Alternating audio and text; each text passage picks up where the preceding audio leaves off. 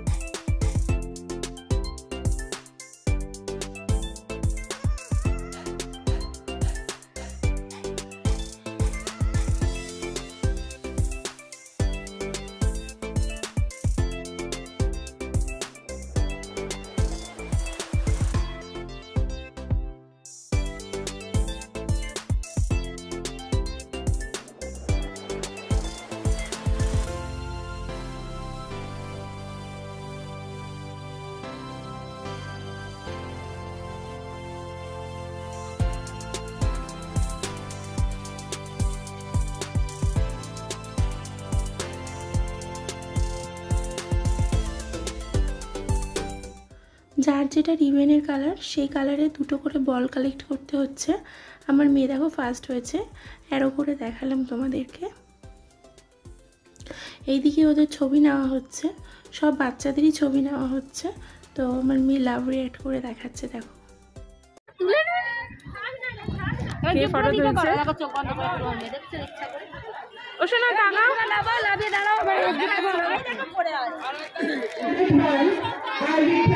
তো দেখো খেলা করে বাড়িতে চলে এসছে, আর ওর খুব আনন্দ, যেমন দেখাচ্ছে এরকম করে। আর তুমি এটা গিফট পেয়েছো? হ্যাঁ মা, গিফট পেলাম।